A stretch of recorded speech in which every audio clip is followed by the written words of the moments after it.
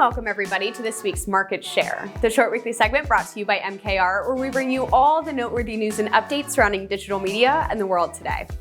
I'm your host Genevieve, and we've got some fantastic stories for you today, so let's get started. First up today, Gen Z is no longer the target for the Moon Pie brand. It's actually extraterrestrials. Following July's congressional hearings on UAPs, the snack brand decided to come out hot with outdoor ads that can supposedly only be read by aliens, which definitely goes along with their brand guidelines. The global ad campaign was built in partnership with several enthusiasts dedicated to researching UAPs, like a retired US Navy chief and activist, a linguistics expert, and the communications director at a platform called Investigate the Unknown, to tailor the message for an interplanetary audience. The out-of-home boards were placed in UAP hotspots like Washington, D.C. and Roswell, New Mexico, to attempt to capitalize on renewed interest in the subject. These out-of-home placements paired quite well with a carefully choreographed drone show over the Pyramid of the Sun in Mexico that they then turned into a 4-minute video to try to find the first alien-fluencer. We always talk about taking advantage of trends in the market that make sense with your marketing strategy, and this is a classic example of how to do it right.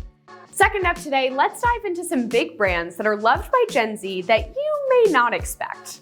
It seems as though Gen Z's interests have become more and more tied to luxury products as they discover content from their favorite influencers, a lot of whom are probably 10 years older than them. When you look at the top 5 favorite brands for clothing, footwear, and handbags, the clothing and footwear areas aren't as surprising with brands like Nike, American Eagle, and Converse, obviously with the luxury Lululemon thrown in there. But when you get to handbags, 2 of the top 5 are Louis Vuitton and Chanel. And let me tell you, even being on the older side of Gen Z, I still couldn't afford either of those brands. This very much so aligns with the story we found about Gen Z maintaining an obsession with the Drunk Elephant skincare line, which includes a lot of products that younger Gen Zs and Gen Alphas A, don't need, hello retinol, and B, shouldn't actually be using, again, high retinol.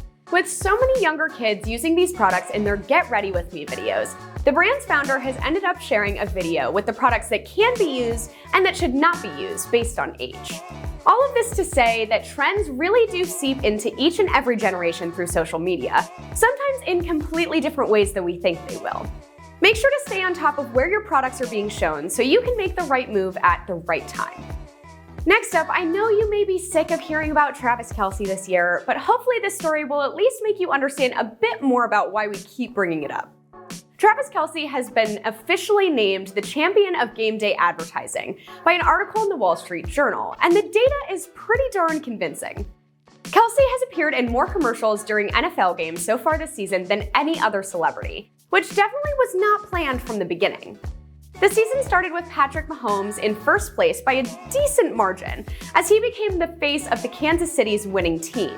But as more and more came out about Travis Kelce and Taylor Swift's relationship, his ads started to get way more heavily used in the rotation, somewhere around week 6 of the season. Marketers have said that they wanted Kelce for his approachability and comedic timing that he showcased on his podcast and SNL this year. But if you look at the timing of everything, his relationship with T Swift definitely didn't hurt. Everything he was featured in was filmed before anything came out, but a lot of the companies definitely tweaked their media plan, and that was a move that paid off. When you have someone already attached to your brand who steps into the spotlight like that, you have to take advantage of the opportunity to show your company to more eyeballs. Finally, here's a small reminder that on January 4th, Google will begin limiting cross-site tracking for some users by restricting website access to third-party cookies. So if you've waited this long, you better hop on a plan to adjust your marketing strategy accordingly. That's all for this week's Market Share. My name's Genevieve, and I'll see you all next week.